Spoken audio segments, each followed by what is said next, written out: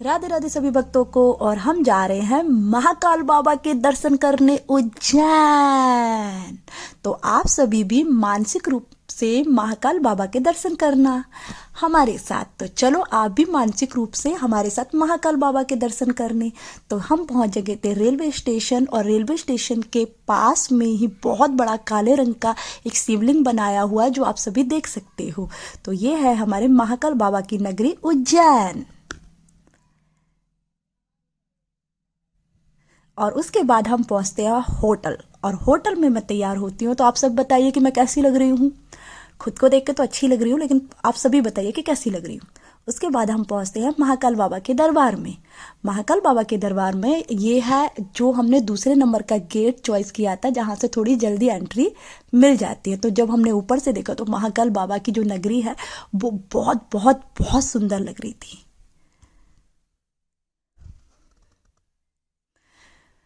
चलो फिर महाकाल बाबा के दर्शन करने। और हाँ, ये जा रहे हैं, हमारे साथ आए थे हमारे माधव कान्हा।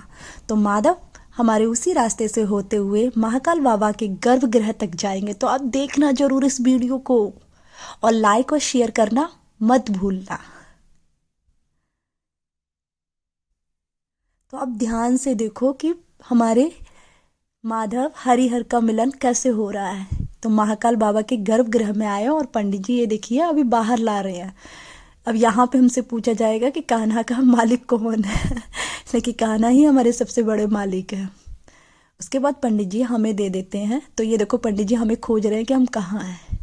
फाइनली हम मिल जाते हैं उन्हें।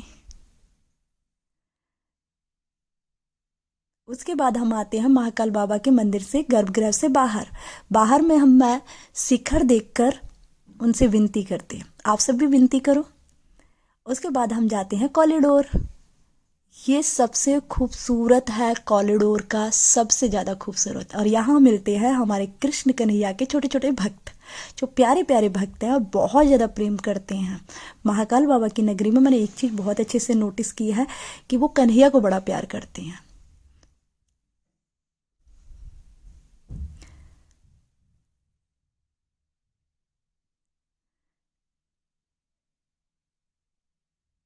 तो आप सभी देख ही रहे हो। उसके बाद महाकाल बाबा के जो गर्भगृह है उसके बाहर कीर्तन हो रहे थे, जहाँ आंटी कीर्तन कर रही थी। और उसके बाद आंटी ने जबरदस्ती हमसे गाना ले लिया कि हमें दे दो, और उसके बाद मैं करने लगी। आप तो देख ही रहे हो कि मुझे नाचने का बड़ा शौक है। जहाँ ढोलक बजती है वहीं मैं नाचने लगती हूँ, झूम बराबर झूम बराबर झूम।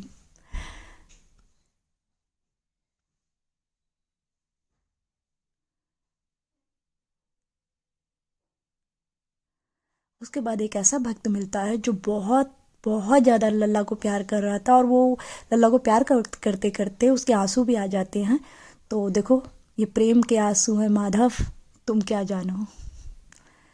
उसके बाद हम जाते हैं काल भैरव, क्योंकि काल भैरव के दर्शन जब तक नहीं किए तब तक महाकाल के दर्शन अधूरे माने जाते हैं।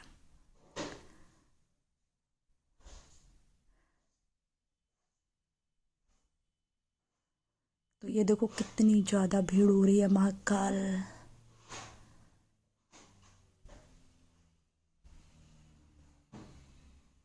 तो हम पहुंचते हैं वापस से शाम को कॉरिडोर।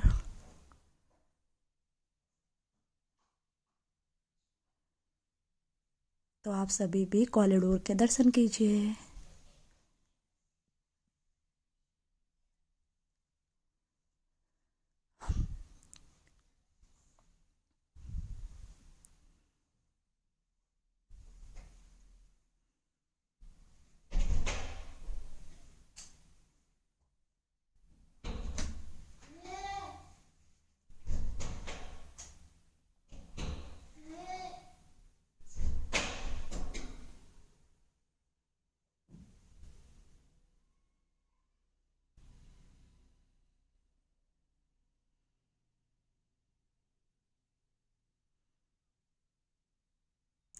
तो आप सभी को कॉरिडोर अच्छा ही लगा होगा।